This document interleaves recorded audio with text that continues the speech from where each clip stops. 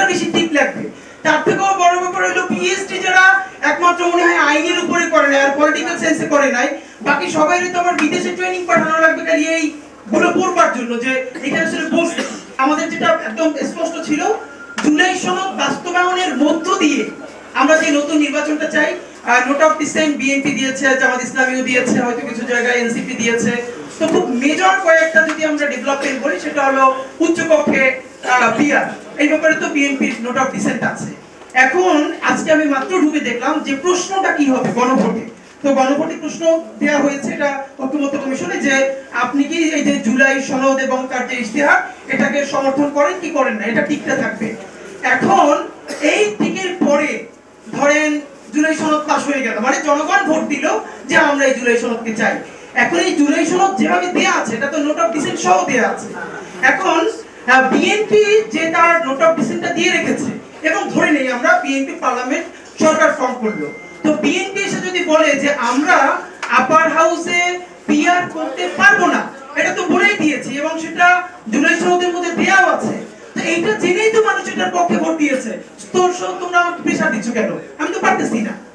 এখন যদি সেটা না হয় তাহলে আপনার যতগুলো ব্যাপার আছে প্রত্যেকটার ব্যাপারে আপনি একটা একটা করে টিক দিবেন কিনা, যেমন জনগণ উচ্চকক্ষে পিআর চায় কি চায় না টিক দেন, তাহলে এরকম করতে হলে আপনার 50টার বেশি টিক লাগবে।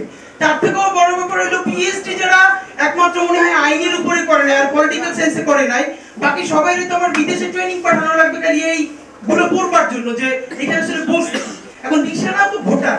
এখন ব্যাপার হলো আপনি যদি শুধু একটা টিক দেন যে জুলাই সনদ মানি, তাহলে জুলাই সনদ মানা আর না মানা দুই ধরনের ইস্যুই এটার মধ্যে আছে। এক, আর যদি প্রত্যেকটা বিষয়ের উপরে টিক দিতে চান সেটা কোনো প্র্যাকটিক্যাল ব্যাপার না।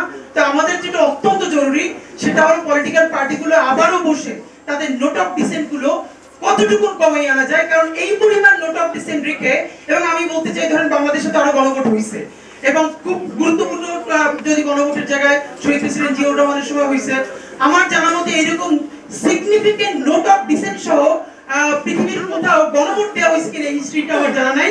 আমাদের যেটা একদম স্পষ্ট ছিল, জুলাই সনদ বাস্তবায়নের মধ্য দিয়ে আমরা যে নতুন নির্বাচনটা চাই সেটা, তবে এটাও এখন এনসিপি কি পলিটিক্সটা করতে চাই এটা তো আমিও ক্লিয়ার না, আপনারা কেউ ক্লিয়ার না, যে যার পলিটিক্সটা ভালো অর্থে করবে।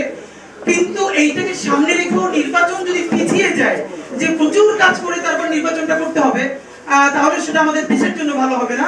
তা আমাদের জন্য, এবং আমি ফাঁকে বলি যে শহীদ পরিবারকে তো আমরা সবাই যে যার কাজে ব্যবহার করি, আজকে এখানে আমরা সবাই বসে আছি, সামনে অনেক শহীদ পরিবার আছেন, তাই সামনে শহীদ পরিবার যাদের কাপড় চোপড় দেখলে আপনি বুঝতে পারবেন যে আসলে তাদের জীবনে তো কোনো পরিবর্তন আসে নাই, এটা তো বোঝা যায়।